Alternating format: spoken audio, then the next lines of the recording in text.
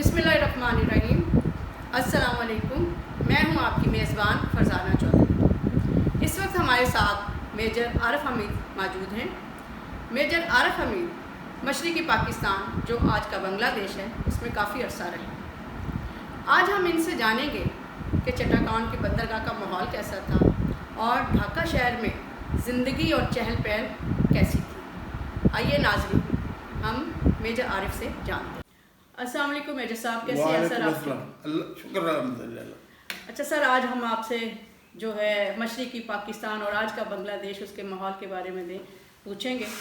आप मशरक़ी पाकिस्तान सबसे पहले चट्टाकान गए, वहाँ की बंदरगाह का माहौल कैसा था और फिर जब आप ढाका पहुँचे तो वहाँ पे ज़िंदगी और चहल पहल कैसी थी, इस बारे में हमारे जो है नाज़रीन को बताइए।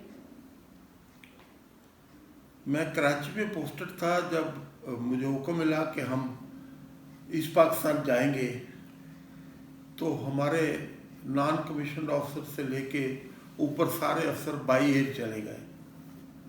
अपने कमांडिंग ऑफिसर के साथ मुझे बहरी जहाज़ में जाने का हुक्म मिला, क्योंकि एक त्यारा शिकन रेजिमेंट मुकम्मल तौर पर नए इक्विपमेंट के साथ पहली दफ़ा ढाका जा रही थी, तो हमारे पास काफ़ी फौजी साजमान था। हम PNS अरफात में कराची से चिटागोंग के लिए रवाना हुए। रास्ते में कोलंबो में रुके। कोलंबो से जब आगे गए तो समुंदर जो था सावन की वजह से एक तूफानी मंजर पेश कर रहा था। उसमें हमारा जो जहाज़ था वो कुछ नीचे से डैमेज हो गया। खुशकिस्मती यह थी कि जब लोडिंग हो रही थी और मैं लोडिंग के वक्त मौजूद था, तो उस वक्त के कैप्टन ने मुझे पूछा कि वो बहुत सारी कपास की गठरियाँ ले जा रहे हैं। तो मैंने कहा मैं उस कपास को अपनी गनों के ऊपर नहीं रखने दूंगा। तो हमने वो कपास जो थी वो नीचे होल्ड्स में उनकी वो रखी, ऊपर गनें रखी। हम इसलिए एक बड़े हादसे से महफूज रहे कि गनों के बोझ में उस रुई ने उस सुराख को जो कि जहाज में हो चुका था उसको पानी अंदर आने से रोक के रखा। फिर हम चिटागोंग पहुंच गए। तो ये आपको सर कब पता चला कि इसमें सुराख हो गया और इस तरह से? अभी अर्ज करता हूँ। जब हम चिटागोंग पहुंचे तो चिटागोंग की बंदरगाह को मैं ज़रा बताना चाहूँगा जी। चिटागोंग की बंदरगाह दरिया के अंदर वाक़ है। उसके लिए आपको बाहर ठहरना पड़ता है और जब हाई टाइड हो फिर जहाज दाखिल हो सकता है। छोटे छोटे जहाज सारा साल, लेकिन बड़े जहाज सिर्फ हाई टाइड में अंदर दाखिल होते हैं और हाई टाइड में बाहर निकलते हैं। इस तरह हम चिटागोंग में दाखिल हो गए जी। उस वक्त जो हमारे नए ब्रिगेड कमांडर थे PB गिलानी, वो हमें लेने के लिए चिटागोंग आए हुए थे। बैंड बज रहा था, हमारा बड़ा खूबसूरत इस्तकबाल किया गया। इतने में हमने देखा कि जहाज जो है वो एक तरफ को टेढ़ा हो रहा है। मैंने फौरी राब्ता कैप्टन से किया तो उसने इस बात को टाल दिया, कहने लगा कि आपकी यूनिट के सारे जवान एक तरफ खड़े हैं तो इसलिए टेढ़ा हो गया। मैंने कहा भाई, कभी आदमियों के वजन से भी वो टेढ़ा हो सकता है। खैर यूं ही इस्तकबाल ख़त्म हुआ और हमने अनलोडिंग शुरू की। जब हमने गनें निकाली तो फिर पानी ने अंदर रश कर दिया और जहाज बिल्कुल टेढ़ा हो गया। लेकिन चूंकि हम बंदरगाह में थे, उन्होंने टग्स के साथ बांध कर हमें बचाए रखा और इस तरह गनों के अलावा जो हमारे दूसरा साजो सामान था वो बर्बाद हो गया। आपको कि शायद ये नहीं पता कि बंगाल में जो ट्रेन थी, रेल थी, वो नैरो गेज थी। यानी दोनों पटड़ियों के दरमियान जगह जो हमारे यहाँ पे NWR में थी उससे कम थी, डब्बे भी छोटे होते थे।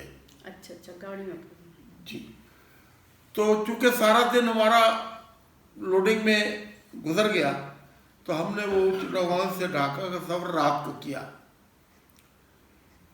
पहला तजर्बा तो ये हुआ कि उनकी जो स्लीपिंग बर्थ थी, मैं 6 फुट का आदमी था, उसमें पूरा ही नहीं आ रहा था। अच्छा, ट्रेन की तो मैंने फिर वो बैठकर ही रात गुजारी। लेकिन चूंकि हम ईस्ट पाकिस्तान पहुंचने पर बहुत खुश थे तो मुझे कोई तकलीफ का एहसास नहीं हुआ। ढाका पे फिर हमारी यूनिट के ऑफिसर जवान सारे रेलवे स्टेशन पे पहुंचे हुए थे। उन्होंने मुझे कहा, सर आप एडजुटेंट हैं, अब आप मेस चले जाएं, अब काम हम सारा संभाल लेंगे। तो फिर दूसरे अफसरों ने वो सारा कारोबार अपने हाथ में ले लिया और मैं जहाँ मेरा कमरा था वहाँ पहुँच गया। जब मैं कमरे में दाखिल हुआ तो एक नया सेकंड लेफ्टिनेंट, जिसको मैं पहले नहीं मिला था, उसका नाम परवेज रजा है, तो वो भी उस कमरे में लेटा हुआ था। मुझे देखकर वो उछल पड़ा। दरअसल मेरे दोस्तों ने उसको बड़ा डराया था कि आरफ बहुत सख्त एटीट्यूड है और तुम्हारी खैर नहीं। वो बहुत घबराया हुआ था। मैंने उसको तसल्ली दी कि ऐसी कोई बात नहीं है, मैं तुम्हारे बड़े भाइयों की तरह हूँ। अजीब बात है, आज भी वो जब मुझे देखता है, लाहौर DHA में ही रहता है, वो उसी तरह उछल के खड़ा होता है और मेरी बीवी को कहता है कि मुझे आरफ में बहुत डर लगता है। मैंने कहा अब मैं रिटायर हुए जिंदगी गुजर गई, तुम्हारे रिटायर हुए जिंदगी गुजर गई, तुम एक बेहतरीन जिंदगी गुजार रहे हो, अब हम दोस्त हैं। वो कहता है नहीं सर, आप मेरे गुरु हैं। उसके बाद हम ढाका की जिंदगी से मुतारफ हुए। ढाका क्लब जो था वहाँ की सब एक्टिविटी का मेंबर था। ये ढाका सिटी में वाक़ था। अच्छा सर, मैं ये थोड़ा सा चिटागोंग बंदरगाह के कितने कुछ जहाज खड़े हो सकते थे और क्या था वहाँ पे? कराची के मुकाबले में वो बहुत छोटी बंदरगाह थी। बड़े जहाज शायद 3 या 4 दाखिल हो सकते थे। अलबत्ता ऊपर से नारायणगंज और दूसरी जगह से जो दरियाई जहाज आते थे वो 12-14 खड़े हुए नजर आए। अच्छा। चिटागोंग की बंदरगाह दरियाई सफर के लिए भी इस्तेमाल होती थी।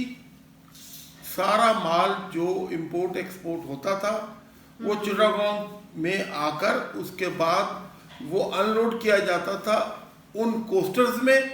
वो पहले समुद्र में साहिल के साथ साथ चलते थे, फिर दरिया में दाखिल होके उसे ढाका तक ले जाते थे। चिटागोंग की जिंदगी भी अच्छी थी। चिटागोंग शहर का कुछ इलाका थोड़ा सा ऊंचा था, पहाड़ी था। उनके क्लब में भी मैं बाद में गया वहाँ पे। और आपको तो इल्म ही होगा कि जो मर्चेंट नेवी होती है, उस ज़माने में मर्चेंट नेवी एक बहुत ही दौलतमंद किस्म का अदारा और तजारत थी। तो इसलिए वहाँ का रहन सहन बहुत अच्छा था। शराफिया के लोग काफ़ी अच्छे थे और बहुत सारे मगरूब पाकिस्तान के लोग चिटागोंग में आबाद थे। अच्छा। उसके अलावा सिलेट के लोग जो कि एक मुख्तलिफ नस्ल से ताल्लुक़ रखते थे, उनका रंग पंजाबियों की तरह साफ था और वो बंगालियों से अलहदा नज़र आते थे। चिटागोंग में उनकी भी बहुतात थी। अब चलते हैं ढाका की तरफ। ढाका की शाम की ज़िंदगी का महवर ढाका क्लब था। वो शहर के अंदर वाक़ था। फौज, सिविल इंतज़ामिया अदलिया, एलीट, ताजर, सब वहाँ इकट्ठे एक होते, ही क्लब में जाते थे। उसी क्लब में जाते थे। और उस वक़्त वो जिमखाना लाहौर से भी ज़्यादा पुरकशिश जगह थी। उसकी बड़ी, कितनी को बड़ी जगह थी। जगह तो इतनी जैसे बड़ी हमारा नहीं थी, जिमखाना तो काफी लेकिन बड़ा बात यह है कि क्लब होता है मेंबर से। ढाका में और हमारे कराची या लाहौर में ये बड़ा फ़र्क था कि वहाँ मेंबरान में ख़वातीन की तादाद मर्दों से ज़्यादा थी। बंगाली औरतें खूबसूरत साड़ियों में हंसती हुई, मुस्कुराती हुई ज़िंदगी का एक नया रुख पेश करती थी। इसलिए ढाका क्लब बहुत लाइवली था। और मगरबी पाकिस्तान और मशरक़ी पाकिस्तान के सोशल लाइफ में भी एक फ़र्क था। वहाँ लोग बहुत ही पुरवकार तरीके से अपनी बीवियों, अपनी बेटियों, अपनी बहनों को आपसे मुतारफ़ कराते थे। वहाँ पर सिवाय फौजी बैचलर्स के और किसी को अकेले आने की इजाज़त नहीं थी।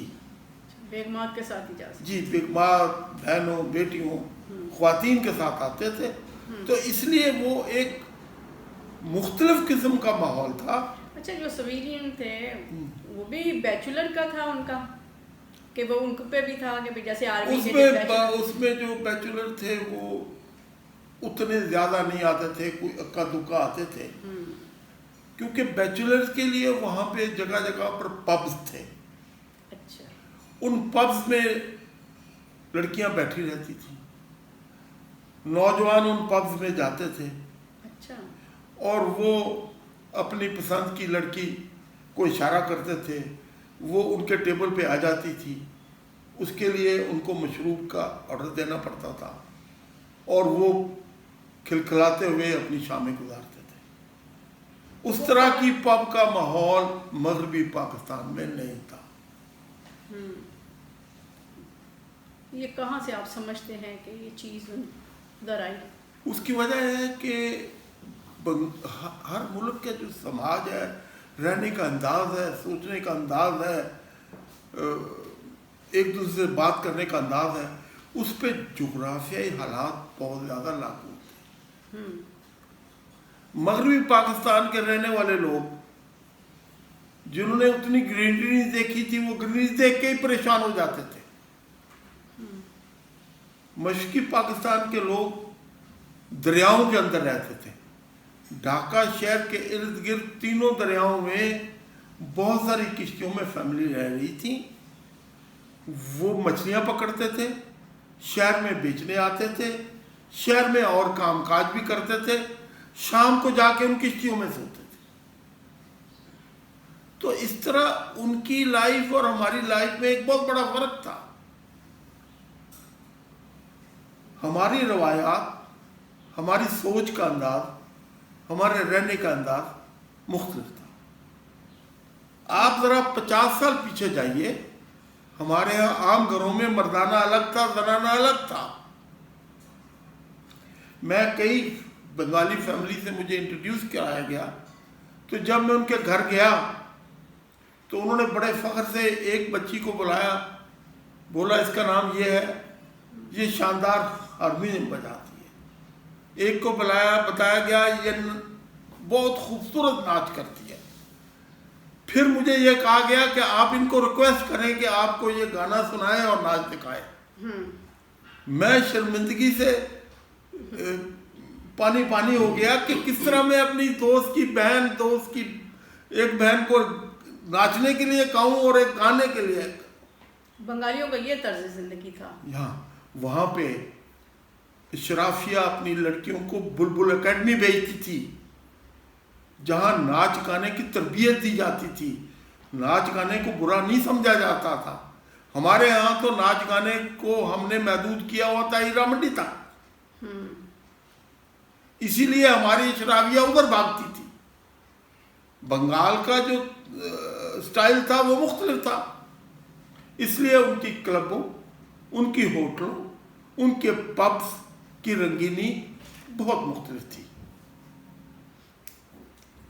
क्लब में, और जैसे क्लब का एक कंसेप्ट होता है कि यहाँ पे डांस भी होगा, यहाँ पे ड्रिंक भी चलेगा, कुछ इस तरह से, उस वक्त क्या था सर? हर वीकेंड के ऊपर बाल डांस होता था।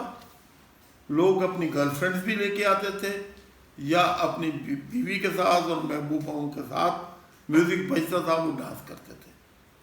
मैं तो डांस जानता नहीं था, तो इसलिए, लेकिन उनको देखकर हम महसूस होते थे। और ढाका क्लब में जो मगरबी पाकिस्तान के ताजर गए हुए थे, वो भी बिल्कुल उसी तरीके की जिंदगी गुजार रहे थे। अच्छा। और बंगाली लोग हम लोगों से बहुत जल्दी दोस्ती कर लेते थे, अपने दिल की बातें बताते थे, हमें सब कुछ कहते थे। उनके दिल में उस वक्त भी अलग का एक ख्वाब था। जब हम ये बात अपने बड़े अफसरों से करते थे तो वो मुस्कुरा के टाल देते थे। हमने उनकी इन बातों का सीरियस नहीं लिया। मैं यहाँ आपको एक बात बताता चलूँ कि हमारी यूनिट के एक अफसर थे, मेजर नजमुल हक, बंगाली वाले उनको नजमुल हक कहते थे। तो वो मजाक में हमें कहा करते थे, वहीद आरिफ, लाहौर बहुत दूर है। मेजर वहीद को कहा करते थे कि अपनी फैमिली यहाँ ना रखो। हम कहते थे आपकी ऐसी तैसी, कुछ नहीं होगा, हम यहाँ रहेंगे, हम यहाँ रहने के लिए आए हैं, आप हमारे भाई हैं। लेकिन उनकी दिल के अंदर अलहदगी का एक बीज बोया जा चुका था और वक़्त पर हमने उसको ख़त्म करने की बजाय उसकी आबियारी कर दी, उसको पानी दिया, उसको फूलने फलने दिया। जब वो दरख्त बन गया फिर हमने ऑपरेशन की तरफ कदम उठाया। अच्छा, यहाँ से मगरबी पाकिस्तान से सियासतदान भी जाते होंगे उस क्लब में, और मतलब आपके फौजी जो हैं वो भी जाते होंगे अफसर, तो कोई वाकया हमें बताएं ऐसा। यही तो जुल्म हुआ कि जो सिविल सर्वेंट, स्पेशली सेक्रेटरीज वगैरह, उनको हुक्म मिलता था कि वो बंगाल जाएं, कुछ मालूमात लेके आए। वो आते थे, 5-6 दिन ढाका क्लब तक उनकी मसरूफियत थी, ऐशो इशरत में मसरूफ रहते थे। वापस आकर सब अच्छा की रिपोर्ट कर देते थे। ऐशो इशरत से क्या मुराद? देखें, आज भी इस पाकिस्तान में एक आम आदमी ये नहीं कह सकता कि ये मेरी गर्लफ्रेंड है, ये नहीं कह सकता कि ये मेरी महबूबा है। नहीं, तो वहाँ तो बड़ी आज़ादी थी ना। वहाँ आज़ादी थी इस बात की। आज भी लोग अगर कोई इस तरह मिल भी जाए तो कहते हैं हाँ यार मेरी कज़न है। वहाँ कज़न नहीं कहते थे, खुल के कहते थे कि अभी हम सोच रहे हैं कि शायद शादी करेंगे।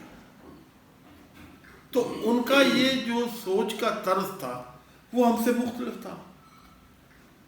फिर वहाँ में जो लोग तरक्की करना चाहते थे वो मगरबी पाकिस्तान के सिविल और फौजी अफसरों की जो आला क़यादत थी उनसे दोस्ती बढ़ाने के लिए हद भी क्रॉस कर लेते थे। उसको मैं ऐशे इशरत कहूँगा। वो अपना काम निकलवाने के लिए हर तरह को उनको खुश करने के लिए तैयार रहते थे। तो आपकी आला क़यादत में से कौन कौन वहाँ पे ठहरा उस क्लब में? नहीं, देखें, उस क्लब में फौजी की आदत तो क्लब में नहीं ठहरती थी, लेकिन क्लब में जाती जरूर थी। वही वो। और लेकिन जो सिविल के secretaries, additional secretaries, director generals और अदारों के सरबराह जाते थे वो उसी क्लब में ही ठहरते थे। उस वक़्त वहाँ पर जो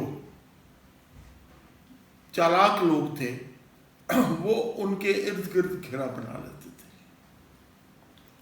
उनका आम आवाम से राब्ता नहीं होने देते थे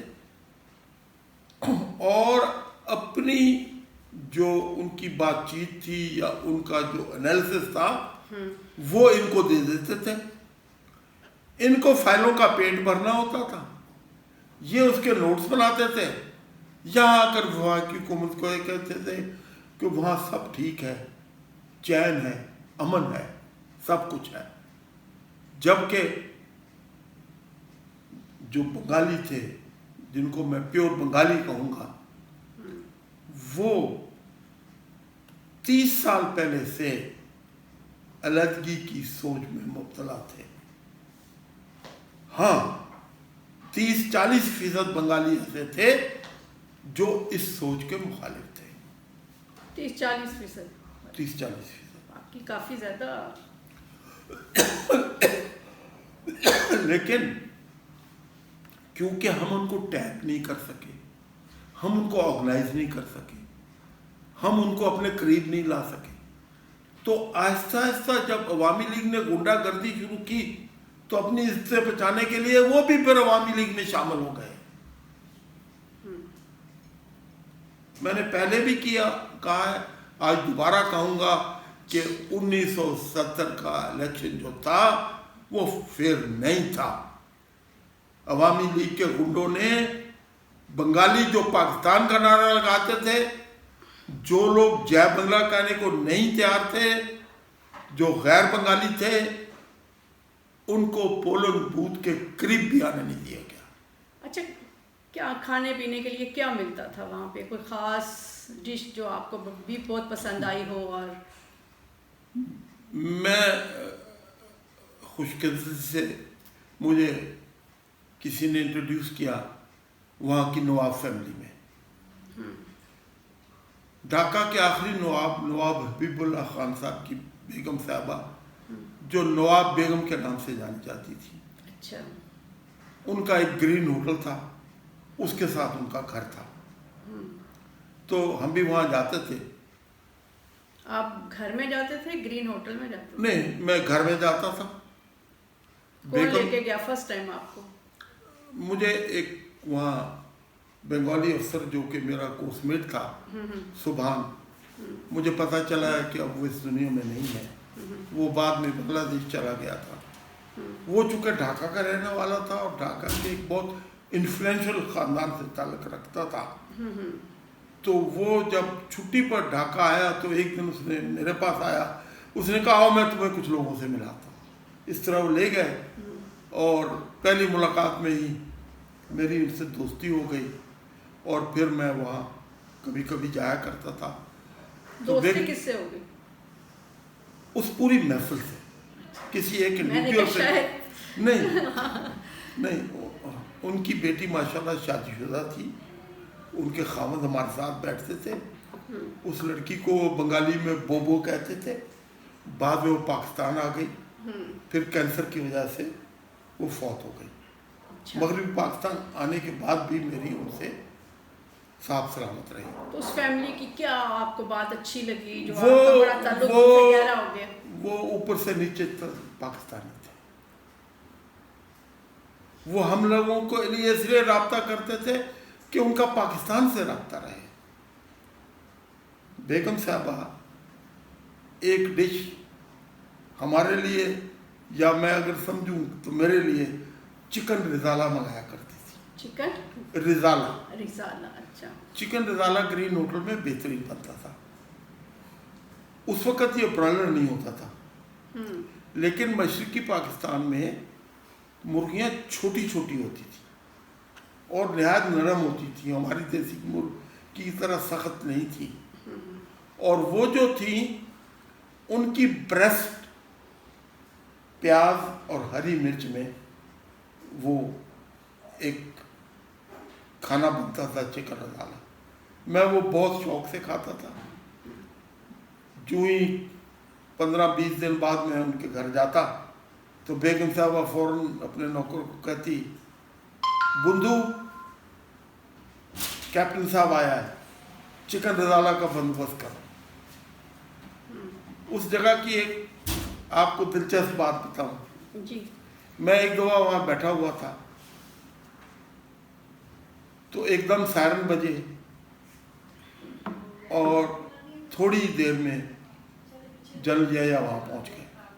अच्छा। वो उस वक्त पाकिस्तान के सदर थे। मैं काफ़ी घबरा गया। तो थोड़ी देर जब उन्होंने मुझसे हाथ मिलाया, बैठे बात, तो मैंने आहिस्ता आहिस्ता ना वहाँ खिसकने की कोशिश की। जब मैं दरवाजे के करीब पहुँच गया तो उसने कहा, oh young man, where are you going? General साहब ने कहा। जनरल साहब ने कहा। तो I kept quiet. He said, if you have minded my entrance, I go out, otherwise you will be sitting here with me. And after that, जब 25 मार्च को फसादात और ऑपरेशन हुआ तो कुछ गोलियां आके उनके घर पे भी लगी, नवाब साहब के। नवाब साहब के। तो नवाब बेगम ने सदर पाकिस्तान को टेलीफोन किया कि हमें बचाया। तो जैसा उन्होंने मुझे बताया, उन्होंने बोला वो जो कैप्टन है उसको बुलाओ, उसे को मुझसे बात करे, he will look after you. तो इस मेरे सब बात बताने का मतलब है कि वहाँ का माहौल, वहाँ की सोच बड़ा फ्री था, बहुत फ्री माहौल था। और लोग इस बात को न छुपाते थे बल्कि फख्र करते थे कि हम फलां फलां के जानने वाले हैं, वो हमारे पास आता है, खुल डुल के बैठता है, ओपन बातें करता है और हर तरह से महसूस होता है। तो जनरल साहब कितनी देर वहाँ पे बैठे रहे वहाँ, और फिर क्या वो उन्होंने मुझे उनके लिए क्या बनाया गया? आपको पता ही है कि उनको तो एक ही चीज़ का शौक था। अच्छा। उनके लिए ब्लैक डॉग मंगाई गई। और मैं यहाँ पर अर्ज करना चाहूँगा कि जब सदर पाकिस्तान होते हैं, उनके लिए जो बॉटल होती है वो खोल के सिर्फ उनको पैक दिया जाता है, उसके बाद उस बॉटल को दोबारा नहीं यूज़ किया जाता, वो एक तरफ कर दी जाती है। अच्छा। हर पैक के लिए नई बोतल खोली जाती है। अच्छा।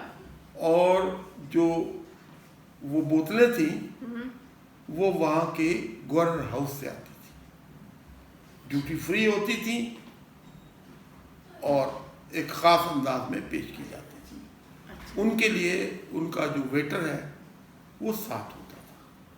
तो वैसे ही तो नहीं, मतलब ख़वातीन भी बुलाई जाती थी और जाहिर है एक माहौल अच्छा बनाने के लिए।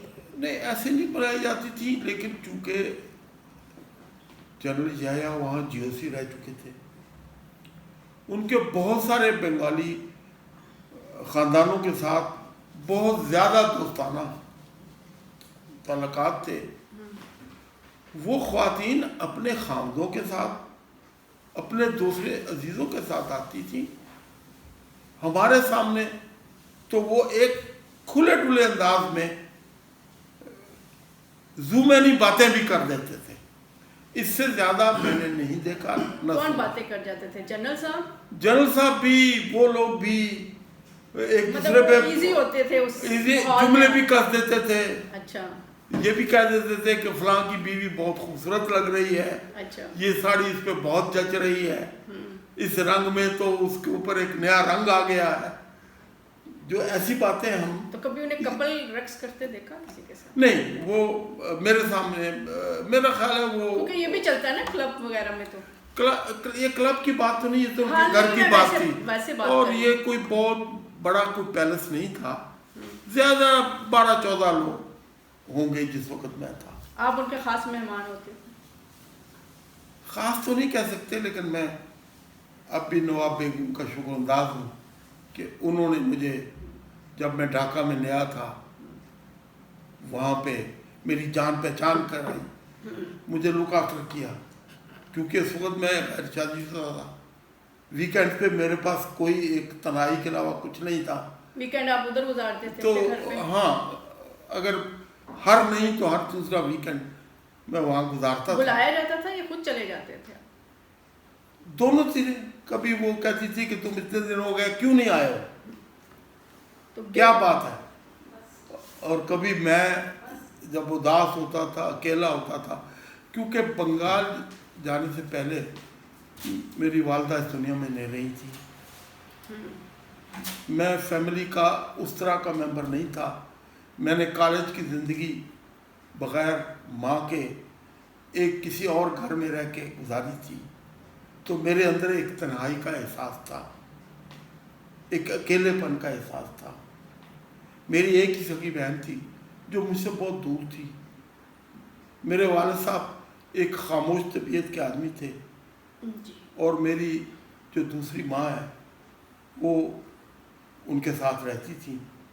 तो इसलिए फैमिली में मैं एक भूला बसरा हुआ इंसान था। तो मेजर साहब जो है नवाब साहब की बेगम के साथ आपके साथ काफ़ी उनका था बातचीत, नवाब साहब के साथ भी? नहीं, नवाब साहब तो फौत हो चुके थे। अच्छा, फौत हो चुके। हाँ, और नवाब बेगम तकरीबन मेरी वालदा की उम्र की थी। अच्छा। उनकी दोनों बेटियां शादीशुदा थी, बच्चों वाली थी। अच्छा। उनकी एक नवासी ने पीटीवी पे जब वो मगरिब पाकिस्तान आ गए तो पीटीवी में एक मशहूर ड्रामे में हीरोइन का किरदार भी अदा किया है। क्या नाम है उसका? कुछ मुझे इस पर नाम याद नहीं आ रहा, लेकिन यकीनन ड्रामा कौन सा था? बहुत मशहूर ड्रामा था, एक मेरे ख्याल रजिया भट्ट के नावल के ऊपर था। तो अच्छा मेरे साथ उस वक़्त आप कैप्टन थे, आतिश भी जवान था, तो फिर और बंगालियों की जो हैं ख़वातीन वो भी बन सवर के रहती थी, तो कभी किसी पे दिल आया या किसी ने आपको अप्रोच किया?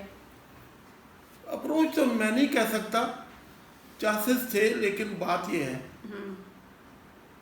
कि इस लिहाज से उस ज़माने में मैं काफ़ी डरपोक वाक़या हुआ था। चूँकि वहाँ जाने वाले वो बहुत तेज़ तरार, लच्छेदार बातों, झूठे वादों और इस तरह की दूसरी आदात में माहिर थे। मैं एक सोचा और खरा इंसान था, एक अनाड़ी था। तो इसलिए मैं उन महफिलों में ज़रूर मौजूद होता था, लेकिन किसी भी बंगाली लड़की से मेरा कोई इस किस्म का कोई तल्लुक़ पैदा नहीं हुआ। मेरे यूनिट के एक अफसर, अब शायद वो इस बात को पसंद ना करें, कैप्टन मकसूद आयात, उनकी एक बंगाली गर्लफ्रेंड सकीना थी।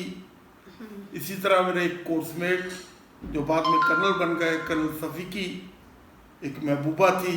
कर्नल क्या नाम है? सैयद मोहम्मद सफ़ी। तो मैं जाकर टेबल पे बैठता था तो वो बैठ जाते थे, बस इतनी रंगीनी काफ़ी थी। तो किसी आपके किसी आदमी के दोस्त की कोई शादी वादी भी हुई किसी बंगाली से या के? हाँ हुई। आप बार बार इस तज़किरा कर रही हैं तो मैं अर्ज़ करता चलूँ कि ढाका में एक गैर बंगाली फैमिली थी, सिद्दीकी साहब कहलाते थे बैंक। अच्छा।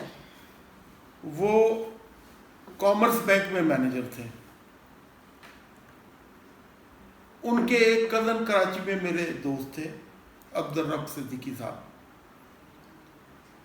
तो अब्दुल रब सिद्दीकी साहब ने मुझे उनका एड्रेस दिया था, लेकिन मेरे उनसे रब्ता करने से पहले वो मेरी मैस पहुंच गए। उन्होंने मुझे अपने घर पे इनवाइट किया। बज़ाहरन वो मुझ में इंटरेस्ट रखते थे, हो सकता है मेरा अंदाज़ा गलत हो। मैं उनके घर भी जाता था, लेकिन उनकी बेटी जो थी वो अभी कच्ची उम्र की थी, कोई ऐसी बातें या वो नहीं करती थी। लेकिन जो मैं महसूस करता था कि उसके वालिदैन और वो ख़ुद माइल हैं कि मैं उनको प्रपोजल दूँ। यूनिफॉर्म का तो अपना एक क्रेज़ होता है ना ख़वातीन में। हाँ, इसमें भी आपको एक दिलचस्प बात बताऊं कि मेरे जो दोस्त थे वो ले जाते थे अपनी गर्लफ्रेंड दोनों में। तो एक आध दफ़ा मैं नहीं गया, किसी काम में था, तो उनकी महफिल थी, तो बंगालियों ने सबसे पहले मेरे दोस्तों से पूछा, को कहा तुम भालो नहीं, वो मानस को था साधु रंग लंबा लंबा मानस। इसका तर्जुमा है ये है कि तुम इतने अच्छे नहीं हो, वो जो 6 फुट का लंबा साफ रंग का आपका दोस्त है वो कहाँ है, उसके बगैर क्यों आए। तो उसके बाद मेरे दोस्तों ने फैसला किया कि अब इसको बिल्कुल भी नहीं लेके जाएंगे। पाक आर्मी के नौजवान काफी एंजॉय करते रहे बंगाल में। जी बिल्कुल करते रहे, बिल्कुल करते रहे, इसमें कोई शक नहीं है। और ड्यूटी किस वक्त देते थे? नहीं, ड्यूटी के वक्त नहीं जाते थे। अच्छा। ये तो वीकेंड या जिस दिन स्पोर्ट्स ना हो, नाइट ट्रेनिंग ना हो, अच्छा, जो शाम की बातें हैं। बस ये है कि उस दिन वो शाम को खाना मैस में नहीं खाते थे, वहाँ बाहर से खा आते थे। फौज में ज़िंदगी काफ़ी सख्त होती है। आप हर रोज़ इस तरह की जगह पर नहीं जा सकते। नाइट ट्रेनिंग भी होती है, नाइट पीरियड्स भी होते हैं, और भी कई ड्यूटियाँ होती हैं जो आपको मिलती रहती हैं। हर वीक के लिए एक यंग अफसर जो है यूनिट में ड्यूटी अफसर होता है, जी ठीक है। वो यूनिफॉर्म में रहता है, वो नहीं जा सकता। हम ढाका की तरफ फिर लौटते हैं। हाँ। और क्या क्या वहाँ पे ने देखा, और जो बड़ा आपको आज भी याद आती हैं चीज़ें वहाँ पर? वहाँ पे बड़े बागात थे। एक जो मार्केट थी मोती झील, वो झील तो नहीं थी, वहाँ का कमर्शियल हब था। अच्छा। पीआई का दफ्तर वहाँ था, पूर्वबानी होटल वहाँ था। पूर्वबानी होटल का खाना बहुत शानदार था। वो उन्होंने उसको बंगाली खाने को थोड़ा सा टेपर करके हमारे टेस्ट के मुताबिक बनाते थे। बंगाली कैसा खाते थे? सिर्फ मछली और बस उसमें हल्का? नहीं, वो तो एक आम आदमी का खाना था, लेकिन उनके जो बड़े खानदान है उनमें अच्छा खाना पकता था, बिरयानी बनती थी। मछली वो कांटे वाली खाते थे।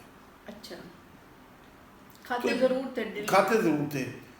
तो इस तरह मैस और क्लब में वो मछली नहीं पेश की जाती थी, क्योंकि हम उसको अपनी लैंग्वेज कहते हैं, वो प्लेटेबल नहीं होती, क्योंकि आपको हाथ से कांटा निकालना पड़ता है, मुंह से निकालना पड़ता है, वो रखना पड़ता है।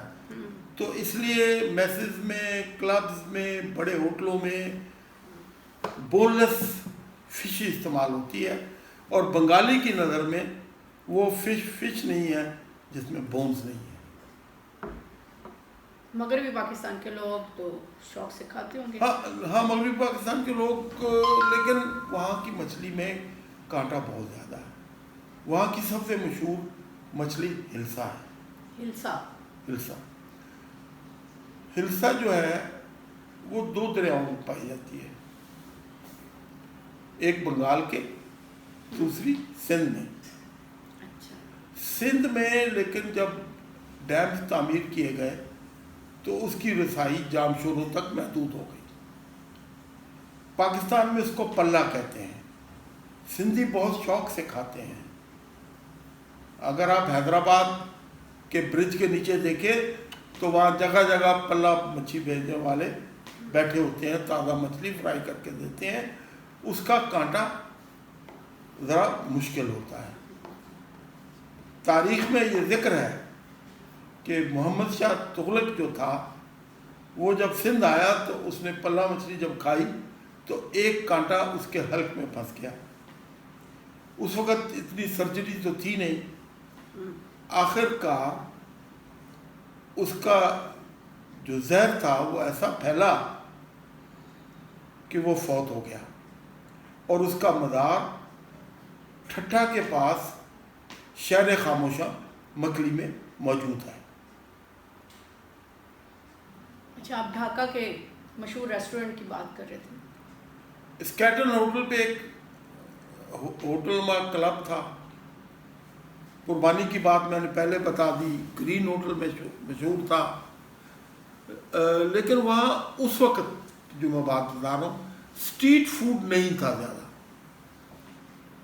हमारे वहाँ रहने के 1 साल बाद एक लाहौरी नौजवान ने वहाँ जाकर ये टिक्का कबाब वगैरह का वो खोला था। अलबत्ता वहाँ चाइनीज़ होटल बहुत थे, क्योंकि चाइनीज़ खाने में भी फिश बहुत इस्तेमाल होती है। वो बोनलेस करने का तरीका भी जानते हैं। तो हम लोग जायका बदलने के लिए उन चाइनीज़ होटल्स में जाया करते थे, जो तकरीबन हर सड़क हर मार्केट में मौजूद थे। फिर वहाँ की सबसे मशहूर मस्जिद बैतुल मुकर्रम थी। उसका खासा ये था कि वो 4 मंजिला थी और ऊपर वाली मंजिलों से भी इमाम नज़र आता था। इस तरह बनाया गया था कि टॉप मंजिल वाला आदमी भी इमाम को रकू या सजदे में जाता हुआ देख सकता था। बैतुल मुकर्रम के आसपास एक मार्केट थी जो वेस्ट पाकिस्तानी लोगों के लिए ज़्यादा मशहूर थी। फिर एक मार्केट न्यू मार्केट थी। उसके अलावा स्टेडियम की मार्केट थी। स्टेडियम की मार्केट में कांजीवरम की साड़ी, बनारसी सिल्क की साड़ी। अच्छा। क्योंकि वहाँ पे औरतें जो थीं वो शलवार कमीज तो बहुत कम पहनती थी, साड़ी पहनती थी, बल्कि कुछ औरतें बगैर ब्लाउज के साड़ी पहनती थी। अच्छा। एक अजीब वाक़या आपको सुनाऊं। जी। जब मेरी शादी हो गई, मेरी बीवी ढाका आ गई, तो हमने एक बाई को रखा। तो वो जब आती थी, काम करती थी, तो वो बगैर ब्लाउज के साड़ी में होती थी। मुझे अच्छा नहीं लगता था। मैं CST गया और 20 रुपए में एक साड़ी खरीदी।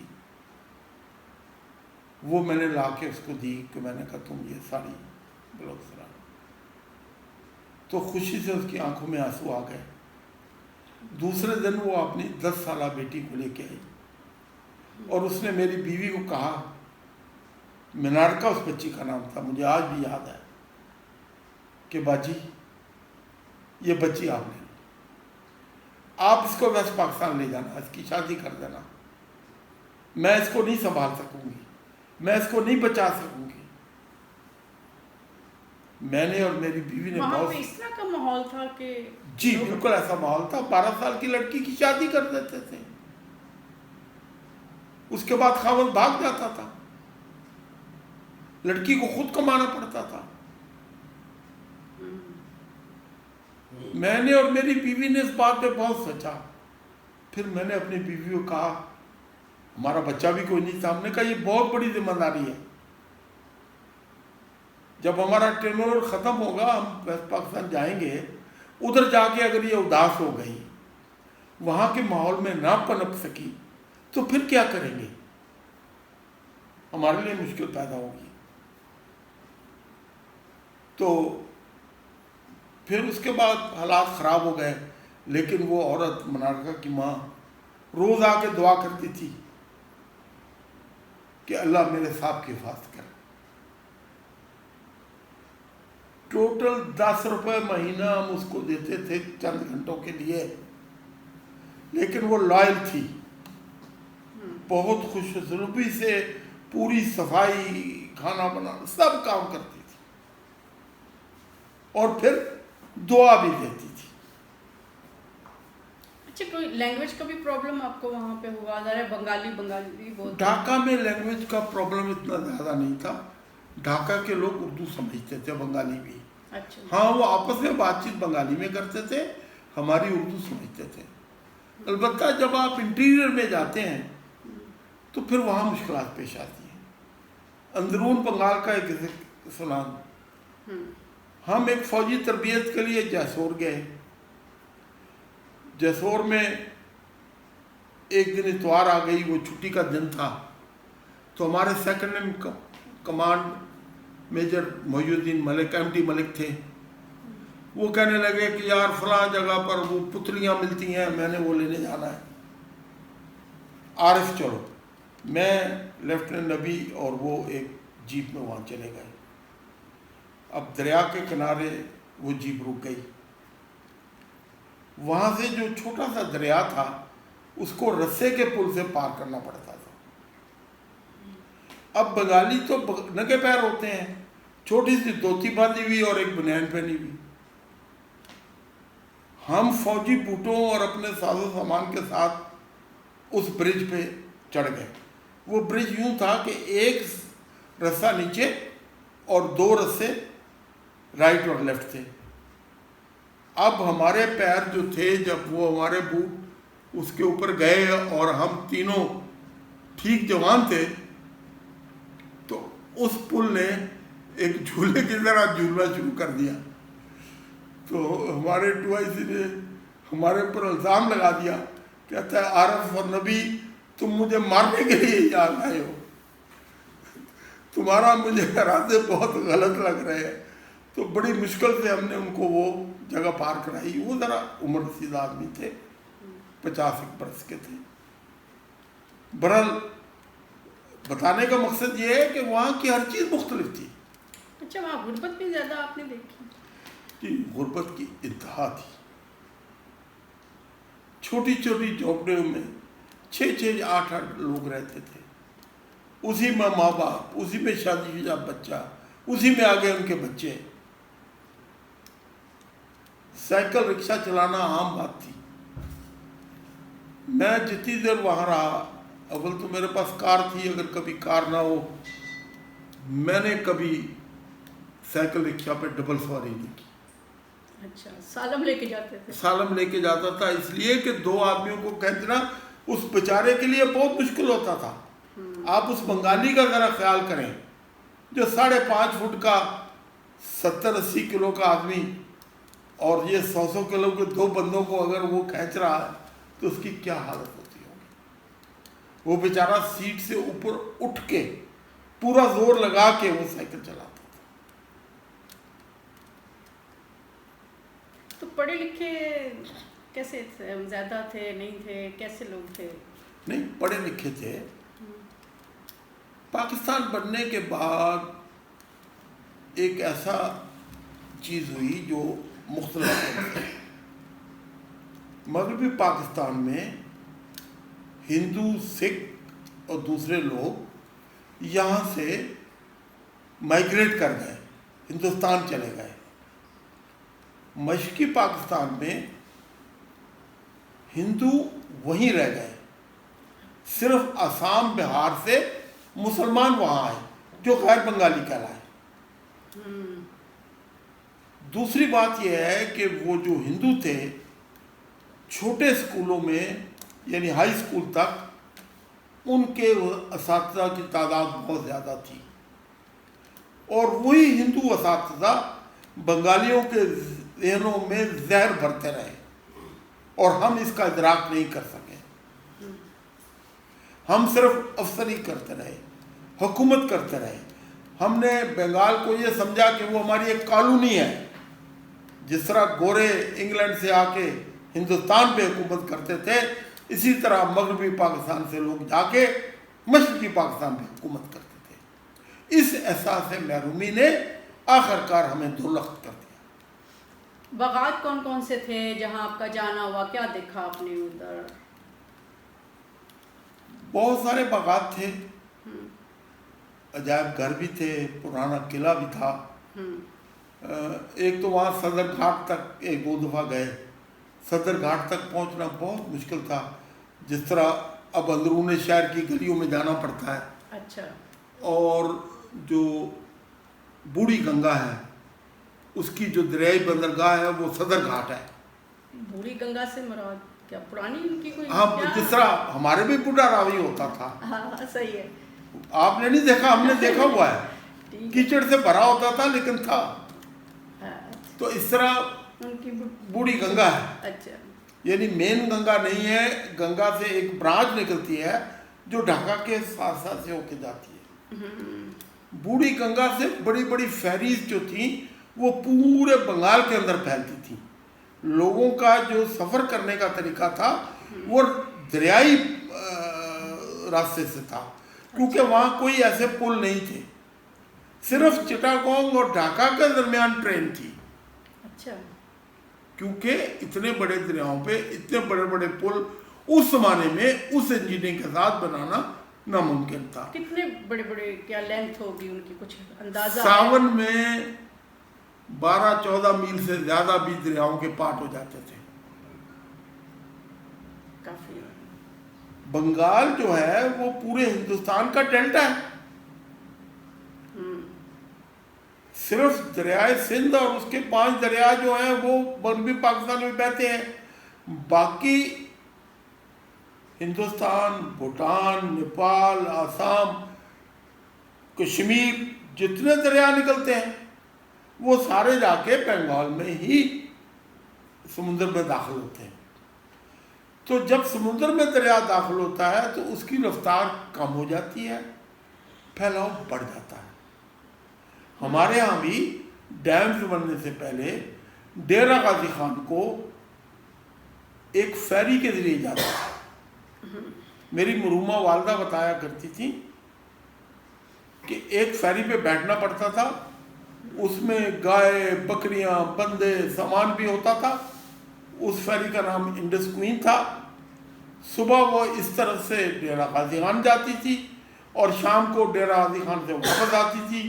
वहाँ से बस पर फिर लोग मुल्तान आते थे और बाकी मुल्क जाते थे। वो फेरी बाद में लाहौर लाई गई और जिलानी पाक की एक छोटी सी झील में कोशिश की गई जो कि एक नाकाबिले अमल मंसूबा था और फिर वो मंसूबा तर्क कर दिया गया। बाज़ारों के बारे में बताएं किससे, जैसे हमारे भी बड़ा मशहूर है पेशावर में किस्सा खानी बाज़ार हो गया, जैसे अनारकली है वहाँ बैतुल मुकर्रम ज़्यादा मशहूर थी। अच्छा। बात यह है कि हमें फ़ौज की तरफ से कुछ हदायत थी जो बहुत ज़्यादा बंगालियों के गढ़ थे। हमें मना किया गया था कि हम उन इलाकों में अकेले या दो न जाएं। ड्यूटी पे तो जाते थे लेकिन ख़रीदारी के लिए और घूमने फिरने के लिए हम एक महदूद इलाके में रहते थे जिसमें एक तरफ मोती झील, फिर InterContinental, green hotel, new market, Gulshan और न्यू कैपिटल, ये एरिया था जिसमें हम ज़्यादा घूमते फिरते थे। मैं 2-3 दफ़ा सदर घाट गया हूँ। मैंने अपनी ज़िंदगी की पहली गाड़ी खरीदी। मुझे अब सदर घाट को जो बाजार जाता है उसका नाम याद नहीं है। वहाँ को एक गैर बंगाली था जिसने इश्तार दिया था कि वो अपनी सेकंड हैंड गाड़ी फरोख्त कर रहा है। तो मैंने अपना स्कूटर बेच दिया और अपने दोस्तों के साथ वहाँ पहुँचा। तो आपको शायद यकीन ना आए कि मैंने 3,700 रुपये में एक फोर्ड प्रीफेक्ट गाड़ी खरीदी। अच्छा। 1962 का मॉडल था, मैंने 1969 में खरीदी, 7 साल पुरानी थी। तो फिर बेगम को सबसे पहले सैर कहाँ कराई? बिठाया होगा उनको और फिर लेके उस दिन क्या था जब आपने गाड़ी खरीदी, घर तक आए, बेगम का क्या? नहीं, उस वक्त अभी मेरी शादी नहीं हुई थी। ऐसा है कि मेरी बीवी से मुलाकात कराची में हुई थी, लेकिन हमारे अंदर कोई दोस्ती या वो नहीं थी। उनकी एक दोस्त थी जिनकी शादी मेरे दोस्त से हुई थी। तो वो कभी कभी मलिर क्लब में 2-4 महीने बाद आते थे। 1-2 दफ़ा ये भी आई और भी मिली। फिर मेरी मार्शल आर्ट ड्यूटी PIA पे लग गई। मैं एयरपोर्ट पे था, ये चूँकि एयर होस्टेस थी तो 1-2 दफ़ा वहाँ एयरपोर्ट पे हेलो हाय हुई। खुशकिस्मती समझिए कि मेरे ढाका के रहने के दौरान इसकी पोस्टिंग बंगाल में कर दी गई। अब चूँकि मैं 13 सेकंड रेजिमेंट का था, हमारा काम एयरफोर्स के साथ रहता था और वो जो एयरपोर्ट था जो PIA इस्तेमाल करती थी वो एयरफोर्स का भी था। तो एक दिन मैं वहाँ गया तो सीढ़ी में मुझे मिल गई। तो इसको एक पुराना आदमी देखा, बंगालियों में रह के ज़रा बोर हुई थी, तो थोड़ी देर मुझसे बातचीत करती रही। आहिस्ता आहिस्ता फिर हमारी बातचीत जो है एक दोस्ती में बदली। उस वक्त गाड़ी थी या नहीं थी लिए? गाड़ी थी, फिर लेकिन मेरी गाड़ी अक्सर ख़राब रहती थी। जब मैं स्टेडियम वाली मार्केट जाता था, इनको लेकर ही गए थे इनको आप? लेकर वो पान वान खाने के लिए, अच्छा। तो मेरी गाड़ी स्टार्ट नहीं होती थी, तो वहाँ के बच्चों को पता था, तो वो आ जाते थे, मुझसे पूछते थे कि धक्का कब लगाना, क्योंकि उनको मैं 1 रुपया देता था, वो 10-12 वो 1 रुपये को तकसीम करते थे और वो समझते थे कि उन्होंने दिन की कमाई कर ली है। तो वो मेरी गाड़ी को धक्का लगाते थे और वो स्टार्ट हो जाती थी। तो मैंने मसनूई जिंदगी नहीं गुजारी। मैं नहीं, जब ये बैठी और गाड़ी को धक्का लगाना पड़ गया तो क्या कहा? कोई बात तो की होगी इन्होंने? नहीं, मेरी बीवी बहुत सादा है और ऐसा ऐसा नहीं, उस वक्त तो बीवी नहीं थी ना, उस वक्त तो आपके साथ उनका हाँ, कोई रिमार्क लेकिन उसमें कोई ऐसा वो जिसको मैं कहते हैं नखरा नहीं था। हालांकि इंटरनेशनल फ्लाइट करती थी, उसने मुझसे ज़्यादा मुल्क फिरे हुए थे। तो फिर क्या खिलाया जाके? तो इनको मैंने पहली दफ़ा जो इनवाइट किया कुर्बानी में, उनका एक चिकन एलमंड सूप था, वो पिलाया। फौज की तनख्वाह उस वक्त बहुत मुख्तसर थी,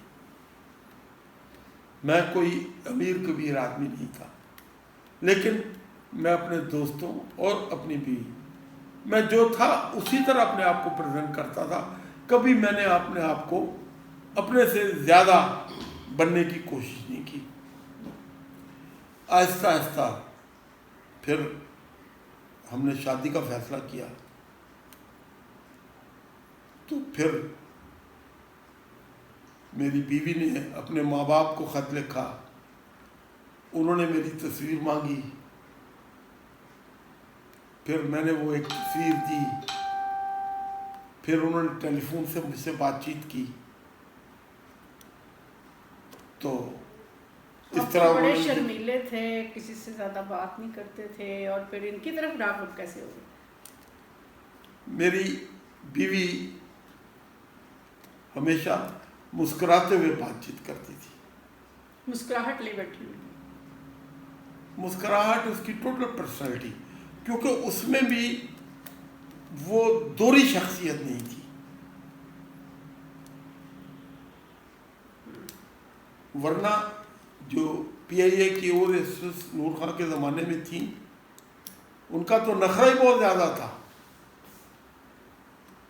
वो तो मिल उन्होंने ढूंढा करती थी। तो इस तरह फिर मेरी शादी हुई, बहुत जल्दी में हुई, मुख्तसर हुई, सादा हुई। फिर मैं वापस ढाके चला गया। फ़ौज में आप 26 साल की उम्र से पहले शादी अगर करें तो ना तो उसका अलाउंस मिलता है, ना ही घर मिलता है। तो मेरे अजीज़ दोस्त कैप्टन सईद ने कहा कि तुम मेरे घर में एक कमरा ले लो, बीवी को बुला लो। तो फिर हम कुछ अर्सा उस घर में रहे। फिर एक और अफसर जो था वो कोर्स पे कराची चला गया, तो उसका पूरा पोर्शन मुझे मिल गया, और फिर मुझे टाइगर रोड पे एक घर अलाट हो गया। लेकिन उस घर में ज़्यादातर मेरी बीवी अकेली रही, क्योंकि उस ज़माने में मैं flood operation, cyclone operation, election operation, फिर उसके बाद बगावत शुरू हो गई। तो बेगम को घुमाया फिराया नहीं ढाका? जब ढाका ले गए कोई खास जगह बहुत बताएं? कम, बहुत कम। कौन कौन सी थी वहाँ पे जहाँ आप लेके गए? वहाँ पर एक मशहूर जगह थी, एक बाग, वहाँ पे चीज़ के पराठे मिलते थे, तो हम 15-20 दिन बाद जाके वो चीज़ पराठा खाया करते थे। बंगाल की ज़िंदगी दिखाने के लिए एक आध दफ़ा मैं इसको कार में एक दरिया तक ले गया। वहाँ दरिया पार करने के लिए कार को तख्ते लगा के फेरी में उतारना पड़ता है, तो मैंने गाड़ी फेरी में उतारी, फेरी से दरिया अबूर किया, फिर वापस भी उस तरह आए, तो ये मैंने किया।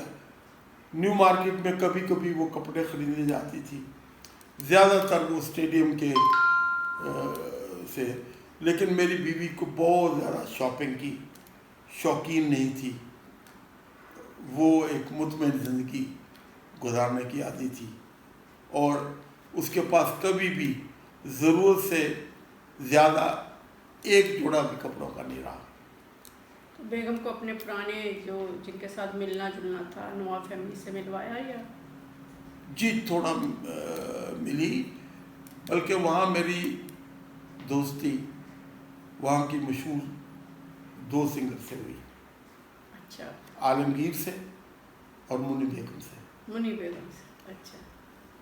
मुन्नी बेगम के साथ जब वो वेस्ट पाकिस्तान आ गई, एक हादसा हो गया, किसी आर्मी फंक्शन में कोई बदतमीजी हुई, तो उसने फैसला कर लिया कि वो आर्मी के फंक्शन में नहीं जाएगी। मलीर क्लब में एक फंक्शन था, ना जाने ब्रिगेडियर साहब को किसने बताया कि सिर्फ मेजर आरिफ उसको ला सकता है। ऐसे हादसा क्या हुआ था? वो मुझे कभी मुन्नी बेगम ने नहीं बताया। वो कहती थी बस मेरे साथ उन्होंने अच्छा सलूक नहीं किया, हूटिंग की या कुछ कभी। आर्मी के लोग भी आर्मी हो जाता है, कोई एक आदमी उठा, उसने कुछ कहा, उसको इसका वो नापसंद होगा, तो ये एक जिंदगी का हिस्सा है कि किसी वक्त आपको नापसंदगी हो जाती। ठीक हो गया। खैर मैं फिर वही बोबो जो नवाब बेगम की बेटी थी, वो भी कराची में रहती थी, उनसे पूछा, उन्होंने कहा हाँ मुन्नी बेगम फलां जगह ठहरी। मैं उसके घर गया, वो मुझे देख के खड़ी हो गई, कहने लगी मुझे पता है तुम क्यों आए हो। उन्होंने मेरी दुखती रग को पकड़ा, अब तुम आ गए हो, अब इनकार नहीं कर सकती। फिर वो मेरे घर आई, मेरे बच्चों से मिली, और मेरे 2 नंबर बेटे आतिफ ने, मैंने हिरन पाले हुए थे और मेरे बच्चों को वो हिरन के बच्चे बहुत अजीज थे। कोई मेरा करीब तरीन आदमी भी वो बच्चा मांगे तो वो रोने लग जाते थे, लेकिन आतिफ ने वो एक बच्चा जो था वो दान कर दिया मुन्नी बेगम को और वो ले गई। और फिर वो मलीर क्लब में मुन्नी बेगम ने बहुत शानदार किया। बल्कि अजीब बात है कि मेरा बहुत पुराना कैप्टन सलीम, बाद में वो कर्नल हो गया था, वो फेसबुक में नहीं था। एक दिन वो आया, मेरी बातचीत हुई, तो मैंने पूछा कैसे हो, क्या हो, तो उसने मुझे फ़ौरन लिखा, sir I still remember Munni Begum singing for you. तो वो गाते हुए ऐसा अंदाज करती थी जैसे वो मुझसे बातें कर रही है, तो वो इसका एक अंदाज था। अच्छा, आलमगीर जो था उसकी फैमिली से मेरी वाकफियत हो गई। उसकी वालदा एक बेवा थी, उसकी बहनें ढाका यूनिवर्सिटी में पढ़ती थी। हालात जब ख़राब हुए तो आलमगीर वेस्ट पाकिस्तान आना चाहता था, उसकी वालदा इसकी सख्त मुखालिफ थी। उन्होंने मुझे अप्रोच किया कि मैं इसको रोकूं। मैंने इससे 2-3 दफ़ा बातचीत की, लेकिन वो भी एक बड़ा ज़िद्दी आदमी है। फिर मेरी वहाँ प्रमोशन एज मेजर हो गई, उस पर वो शहनाज बेगम को लेके आया और ख़ुद भी उन दोनों ने खूब गाना गाया। जब वो बड़ी अच्छी महफिल रही, मेरे मुखालफिन ने भी इसकी दाद दी, क्योंकि उतनी कम सर्विस में पाकिस्तान फ़ौज के बहुत कम ऑफिसर मेजर बने हैं।